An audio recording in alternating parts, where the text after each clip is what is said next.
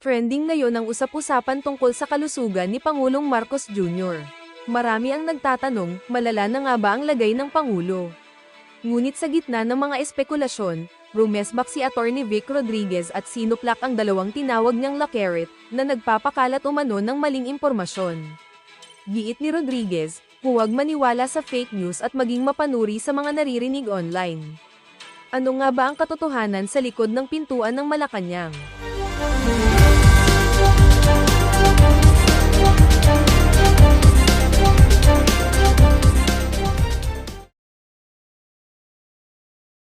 Nitong si Bangag. Ako, ito, alam ng mga kasama natin dito yan. Hindi ko sinasakyan stage 4, yung nabubulok na bituka niya.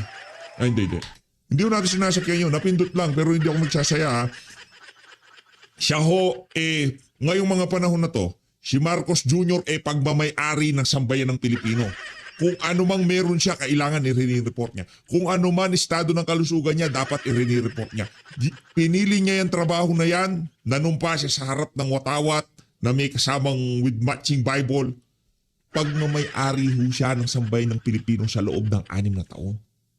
Hindi ho niya pagmamay-ari sarili niya ngayon. Kasi obligasyon ho ng presidente na magbalita, mag-update sa sambayan ng Pilipino kung anong estado ng kanyang kalusugan. Kaya bago ka magbida-bida-ante, sagutin mo itong aming maisog, itong si Atty. Vic Rodriguez. Kumusta na ang lagay ng Pangulo? Kung maganda kalusugan niya, palakpakan. Walang problema yun. Kung tayo tatanungin, gusto natin mag-resign na siya kasi napaka-inutil niya. Pero kung okay ang kalusugan niya, sino pa naman tayo para hatulan na dapat maganyan na yan. Pero kung yun ang nanaisin ng Diyos ng tadhana, sino ba naman tayo para pumigil dyan, di ba? Kung binigay ng Diyos ng tadhana yung karamdaman na yan, kung kanino man, wala tayong magagawa. Ganun talaga buhay.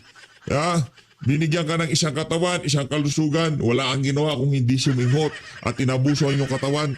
Kung magkakaganyan si Marcos Jr., hindi ko tayo magtataka dyan. Pero dapat, ito ang importante dito. Balitaan nyo ang sambayan ng Pilipino kung ano ng kalagayan ng kalusugan ng Pangulo ng Pilipinas. Hindi ho niya pag-aari ang buhay niya sa loob ng 6 na taon.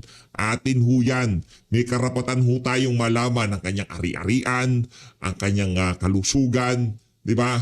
Ang kanyang mga kabalbalan, karapatan ho yan. Dahil isinuko niya ho yan sa sambayan ng Pilipino sa loob ng 6 na taon.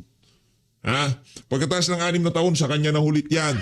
Kung gusto niya magpulburon, kung gusto niya magganja, lahat ng kalokohan gawin niya. Kung ano mang kababuyan ang naiisip nilang dalawang mag-asawa, bahala sila dyan, wala tayong pakialam dyan. Diba? Pero ngayong mga panahon na to, obligasyon nyo yan sa sambayan ng Pilipino. Pero bago yan, isang like at isang subscribe, masaya na ho tayo dyan. At sa mga gusto sumali sa ating community, yung join button nandiyan lang ho sa baba. Unahin na ho siguro natin itong salansanin itong si Auntie Claire kasi gusto ho natin babaran itong ating maisog. Kasi marami ho tayo nababasa ngayon sa social media no? Meron daw isasagawang demolition job Kaya kung ano man mabasa nyo sa social media, isa ho kasi sa mga sigurado tayo isa sa mga magiging lineup ni VP Sara itong sigurado isa sa mga bago umalis dati, hindi kong siya sa mga pinagkatiwalaan niya. At saka in-endorse yan ni VP Sara nung nagdaang eleksyon. Kaya kung tatakbo itong si Atty. Vic, isa ho yan sa mga ikakandidato niya. At base sa ating nakikita, malakas ho talaga ngayon si Atty. Vic Rodriguez. Yung momentum na nabitbit niya noong 2022 2025 senatorial election, nakarga niya ho mapahanggang sa ngayong mga panahon na to. Base sa ating nakikita, talagang may momentum ngayon. Si Rodante Marcoleta, senador na yan Itong si Atty. Rowena Guanzon, Atty. Vic Rodriguez, Attorney Jimmy Bondoc, yan, medyo may momentum niya mga yan Kumbaga, pagka yung awareness nila, especially sa mga OFW, talagang nakikita ho natin sa social media. Ramdam ho natin, yung pagtanggap ng ating mga kababayan. Positibong pagtanggap ng ating mga kababayan dito sa mga individual na to at gusto ho nilang manalo sa 2028. presidential senatorial election. Sa like at sa subscribe, umpisa na ho natin ng ating talakayan dito kay Anti-Claire na ho muna tayo kasi ito talaga kailangan mabalagbag nitong hali na to eh. Tanungan. Yan! Tanong mula kay Chloe Hufana, Business Yan! Good afternoon, Yusek. May we just get an update po sa DBCC meeting last week? Naku, walang Yes, kwentang opo, tanong. nagkaroon na po ng meeting ang DBCC at nagkaroon po sila ng pag-uusap at inassess po ang DBCC. implication ng mga ng rising global oil prices at in-evaluate ang possible policy responses. Kasama na po rito ang measures on fuel excise taxes nito pong nakaraang Holy Week. At nag-formulate na po sila ng kanilang rekomendasyon at magkakaroon po sila ng meeting tomorrow with the President para isubmit po itong recommendations na ito for his approval. May we just get po a detailed list ng recommendations ng DBCC? Bukas na po matapos po ng meeting. So, can we say, Yusek, na possibly tomorrow meron na pong decision si President regarding sa emergency powers niya? Isasubmit po kasi ang recommendation, so malamang meron po kung makikita po niya na tama ang rekomendasyon at naaayon at para sa bayan at para sa bansa natin. Hindi, titignan niya yung rekomendasyon kung tatamaan ba yung kanyang mga kaibigang mga bilyonaryo. Di ba yung mga magiging funder ng kandidatura ng kanyang kandidato sa 2028. Yun no, kasi importante kay Marcos Jr., hindi naman interes ng mga ordinaryong Pilipino, interes ng kung sino man ang kanyang kaibigan na bilyonaryo na posibleng pagpondo sa kanyang sa kanyang mamanukin. Sa bagay, wala naman talaga silang pakialam kung mananalo sila sa eleksyon o matatalo eh. Ang target lang ho talaga nitong sila bangag tawag dito, makakuha ng campaign fund tapos susobra paghahati-hatian nila. Ganun lang, basic. Ito naman po ay mabilisang aaproban ng Pangulo. Thank you. Sunod na tanong mula kay Christian Bascones, PRTV. Yusek, sinabi ni Pangulo last time na nothing is off the table. Kabilang na po dyan yung pag-repeal or pag-amend ng oil deregulation law. Ngayon po, ano pong update? Napag-usapan na po ba ito at may decision po ba yung Pangulo? Kasi maraming mga lawmakers ang nagsasabing kung pwede gawing i-certify as urgent din po ito kasabay ng mga immediate response. Ang tanong po natin, meron po ba silang versions na naipasa sa Office of the President para po maaral? Hindi po naman agad magkakaroon ng pag-certify as urgent ang isang bill kung hindi pa naman po nila na isusumite ang kanilang version sa Pangulo. Yung version po ni Senate President Tito Soto po ba, natanggap na po ba ng Pangulo? Wala pa pong ibinibigay sa atin na detalye patungkol po dyan. Siguro po kapag mayroon na, agad naman pong kikilos ang ating Pangulo. Last Yusek, doon po sa sinabi nyo na effects ng pag-uusap ng Pilipinas sa Iran with the safe passage of the oil shipments dyan sa Strait of Hormuz, may epekto din po ba, sinabi nyo, tuloy-tuloy yung pagdating ng mga oil supplies and fertilizers, may epekto din po ba ito sa pagiging alay ng Pilipinas sa US? Nakausap po natin mismo si Secretary Tess at ang sinabi po ni Secretary Tess Lazaro ng DFA, wala po tayo nakikitang anong magiging issue sa ating kaibigan na bansa na US dahil alam naman po nila ang sitwasyon ngayon at hinahalin tulad po ito sa pag-angkat po natin ng oil mula sa Russia. Thank you, Yusek. Sunod na tanong mula kay Marisol Halili, TV5. Good morning, Yusek. Yusek, as we speak, nakakadaan na po ba yung mga Philippine-bound vessel dyan po sa Strait of Hormuz? And kasama na rin po ba dyan, not just yung petroleum products, pero maging yung mga export products from the Philippines na patungo ng Middle East? Opo, kasi po ang sinabi po sa atin dito, of course, pag sinabi po natin na pwedeng dumaan, lahat po ng Philippine products or PH-bound goods, ay ito po ay mapapakinabangan po natin. Sa ngayon po, ayon po kay Secretary Tess Lazaro, nag-request po sila na makaraan po ang Philippine flag bulk carriers with Filipino seafarers to pass the Strait of Hormuz nung Friday po. At sa ngayon po ay aalamin po ni Secretary Tess Lazaro kung ano po ang nangyari at ano yung response ng Tehran and Marina authorities. But how soon natin mararamdaman yung epekto po nito pagdating naman sa presyo ng petrolyo? Because of course, a lot of us are concerned about the rising or increasing prices of petroleum. So gaano po natin to katagal bago maramdaman? Nakausap din po natin si Secretary Sharon patungkol po dyan. Naku, Asahin si po ni Sharon Secretary Garin. Sharon Garin ng DOE. Ito po ay patungkol sa safe passage ng ating Philippine carriage, Philippine-bound na goods, and Philippine crew. So, hindi po pinag-uusapan dito ang halaga. Ang pinag-uusapan po dito ay yung patuloy na supply ng produktong petrolyo sa ating bansa.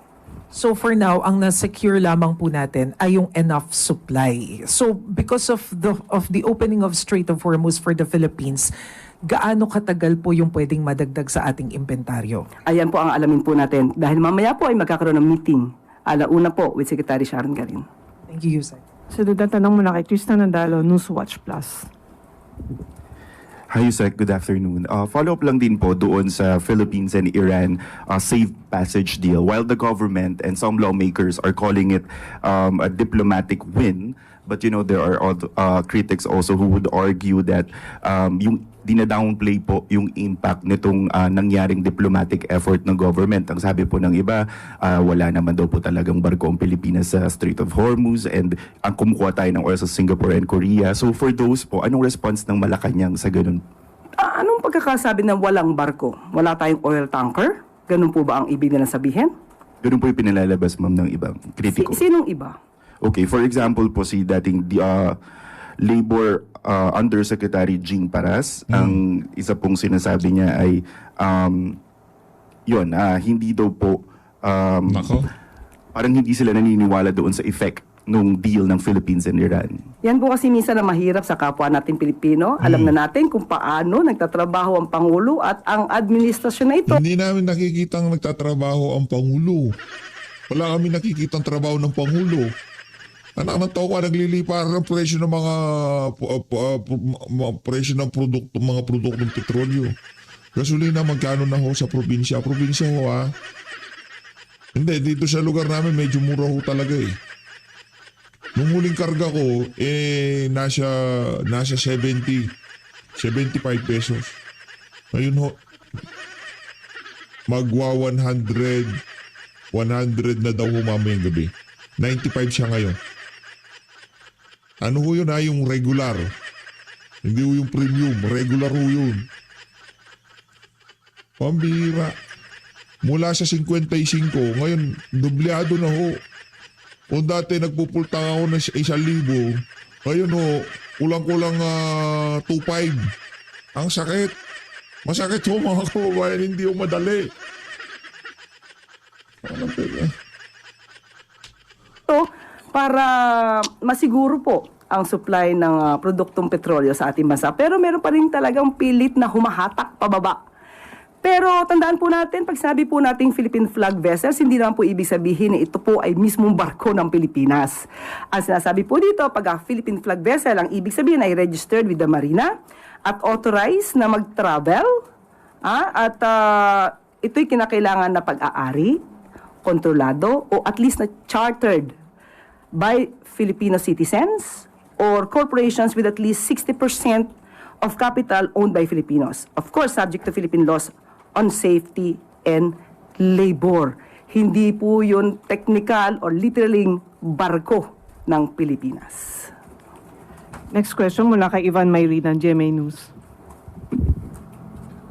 Yusek, habang nananatili pong uncertain ang sitwasyon ng ating supply, fuel supply, maraming proposals ang finofloat, among them the imposition of purchase limits. Si Congressman Ridon, ang sinabi po niya, Nako, si Ridon. mas magandang gawin itong purchase limits sa halip na mag-rationing. Where does the palace stand on this proposal? Yan pong suggestion, sabi po natin, lahat po ng suggestion ay maaari pong ikonsidera ng administrasyon. Pero yung sinasabi po niya na si Congressman Ridon, mamaya po ay itatalakay natin yan with Secretary Sharon Garin. Yusek, may scheduled attendance si Pangulong Marcos kanina sa isang event with returning OFWs but he skipped the event. Is the President well? Kumusta Nako. po siya? Definitely. Yung tanong. Is the President well? Bakit ba kasi ayaw niyong pagsalitain na yung yung DOH natin o kung sino man Dr. Marcos Jr.? Ano to ka? Mamaya po ay magkakaroon po siya. Naunahan mo na ako. May bibigay pa naman akong good news. Magkakaroon po mamaya ng oath-taking with the vice mayors. So, meron po siyang event. So there's no truth to talks about the president being ill. Kanino po ba galing? May mga social media posts po raising questions about the president's health. Tayo naman po ay mainstream media. Siguro mas mangingibabaw dapat ang mainstream media kaysa sa mga SOCMED na walang basihan. So wag po tayo masyado maniwala. Ang dami-dami pong fake news. Pati po ako ay binibiktima ng fake news. Which is precisely why I'm asking ma'am kung ano po yung state of... Huwag kang parang merong saltik sa utak na pagka tinanong ka ay nag-aalburuto ka. Kaya nga nandyan ka para linawin mo magkaroon ng kaliwanagan sa sambayan ng Pilipino kung ano nga ba ang lagay ng Pangulo. Hindi yung napaka-defensive nyo. Tinatanong ka lamang, binibida mo yung mga fake news. O may fake news nga, i-address nyo kung ano yung fake news. Pagsalitaan nyo si Marcos Jr. kung okay pa ba bitukan niya, nabubulok na ba? Ano na ba nangyari dyan? Hindi namin alam. Nagtatanong ang sambayanan. of health ng Pangulo. Maayos po siya. Mamaya po, maaari niyo po siguro malaman at baka kayo ay maimbitahan sa oath-taking mamaya po. Thank you. Sunod na tanong mula kay Katrina Domingo, ABS-CBN. Good afternoon, Undersecretary. As earlier discussed, yung oil excise tax, papataw lang po siya doon sa mga papasok pa lang na supply ng oil. So, with regard naman po doon sa mga langis na nandito na already sa bansa, a DOE circular mentioned na of the total price of either gasoline or diesel, ang napupunta daw po sa gobyerno is between 22 and 29%. On top of that, may sinisingil pa po na risk cost for these products. How feasible is it for the government to reduce the percentage that it earns from oil products para po mas mabilis and mas diretsyong maramdaman yung pagbaba ng fuel? Okay, masyado malalim ang tanong ni Ms. Katrina. Kaya with that, lahat po ng ganyang katanungan ay tinatanong din po mismo natin kay Secretary Sharon Garin. Ayon po kay Secretary Sharon Garin, ang premium cost po, ang nagdidikta po nito ay international traders and suppliers. So, wala pong authority ang government na slash po ito. So, yun po. Ma'am, but as for the taxes, sabi po kasi dun sa DOE circular, for diesel, 22% goes to tax. For gasoline, 29% po ang napupunta sa excise tax, value-added tax, other taxes from the government. How feasible is it for the government na ibaba yung percentage nung kinikita nila from these petroleum products? Take for example, 0 or half of these amounts para mas diretso pong maramdaman ng middle class or ng mas mahihirap na Pilipino yung pagbaba. Okay, tandaan po natin, mamaya magkakaroon po ng meeting with Secretary Sharon Garin at ang DBCC po ay magkaroon din po ng meeting tomorrow with the President. So, tandaan din po natin, ang tax ay... Pambira, wala na akong narinig kundi puro tandaan. Natandaan namin lahat. Pero wala kami nakuwang sagot. lifeblood of the government. So dapat natin balansihin po lahat. Ma'am, last question from me. Ano pong proyekto or policies or programs or expenditures yung willing scale down ng gobyerno para mas lumiit po yung requirements natin for funding? Okay, muli. Hindi po natin agad masasagot yan dahil bukas po magkakaroon po ng meeting ang DBCC, magkakaroon din po ng meeting ang Uplift at mamaya po makakasama po natin si Secretary Sharon Garin. So most probably by tomorrow, makakapagbigay ako sa inyong mga detalye patungkol po dyan. Sunod na tanong mula kay Eileen Taliping, Abante Tonight.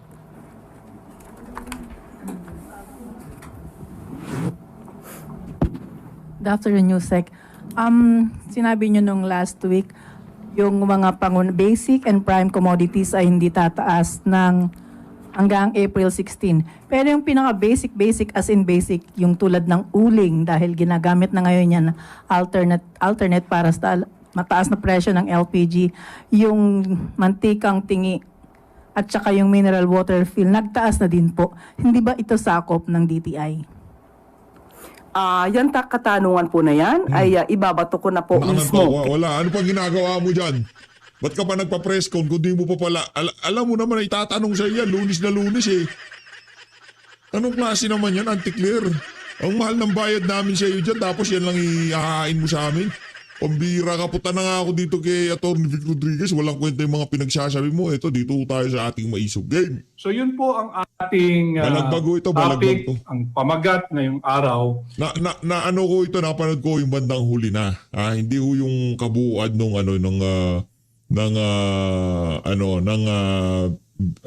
video ni Atty. Vic. Ito yung, kumbaga, ito yung bahagi na hindi pa natin napanood na kung saan sabay-sabay ho tayo magre-react dito. Yung bank accounts or bank records ni VP Inday Sara.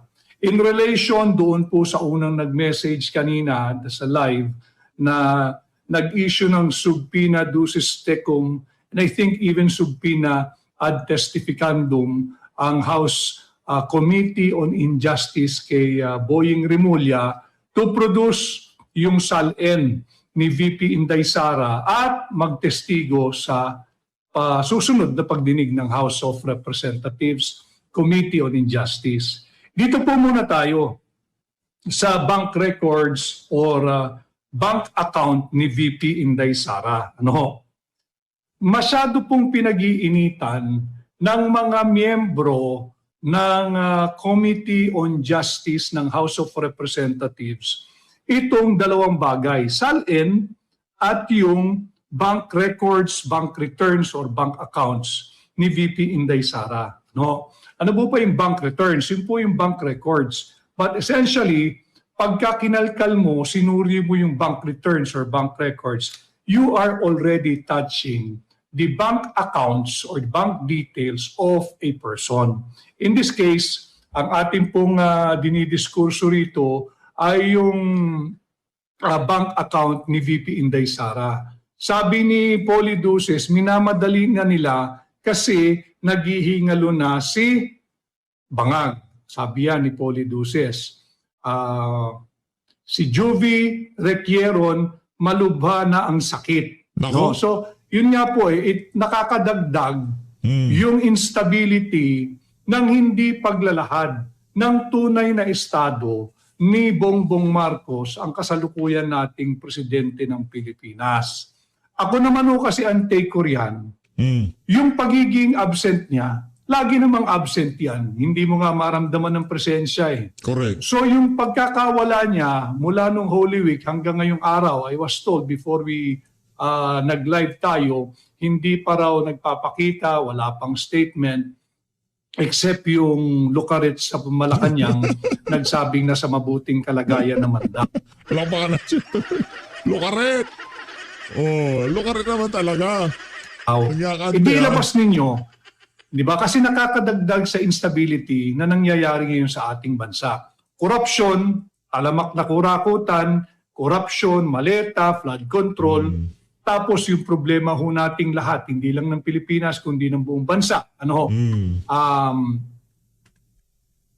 Buong Pilipinas ito, pati buong mundo, yung problema ho dyan sa Iran, war dulot ng paglusog ng Israel at ng bansang Amerika.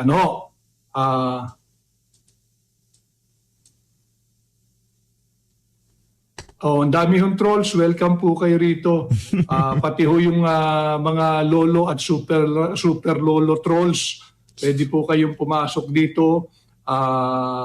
Agaya po nitong isang troll dito pero hindi natin papansinin. Wala akong bilang yung mga yan, yung mga trolls yan. Dito sa PH Update, ang dami hong trolls dito eh. Talagang sila ganap na ganap sila na na yung mga sinasabi nila, akala mo talaga galing sa kanila. Okay lang sana kung galing talaga sa kanila, yung tipo nga sarap i-entertain, sarap mag-engage sa kanila ng kaso alam mo yung yung orchestrated yung galawan nitong mga bokong na to, kaya hindi na ho natin huwag nyo na akong pansinin, huwag nyo na akong sirahin yung araw nyo dyan sa mga yan. Simple lang, gamitan lang ho natin ng sentido común. Di na ho natin kailangan maging matalino, Yung mga matatalino ho, kadalasan, ho yan ngayong mga panahon na to. Sila ho dinidelibera ng mga malit. Matatalino magnakaw Diba? Pero yung mga gumagamit na sentido común, kasabay ng prinsipyo at paninindigan, yan hoy, kahit na anong mangyari, nandun lagi sa katuwiran. At ngayong mga panahon na to, ang katuwiran, nasa panig nitong si Vice President Sara Duterte. Ang katuwiran ay nasa panig nitong si dating Pangulong Rodrigo Duterte. Kaya, bring him home. Have to earn your keep, dude. Hindi kita babanggitin at kung gusto mong kumita, not at my expense. Ano? So, ang target nila ay mag-issue ng subpina. Ano po ba yung subpina duces tecum? Nadaanan ko lang ho rito. Ano po ba yung subpina duces tecum at subpina ad testificandum? Kasi yun yata yung in-issue ng Remedios Agapito from Cabanatuan City, Nueva Ecija. Mabuhay po kayo, Remedios Agapito.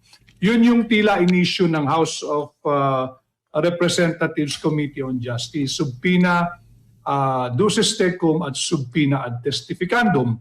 Yung subpina duces tecum, yun po yung to laymanize po para mapasimple natin, maunawaan po ninyo lahat. Huwag kayong magugulat sa mga technical or legal or Latin terms. Kami pong mga abogado, hindi rin po namin alam lahat ng mga Latin terms na yan. We also consult.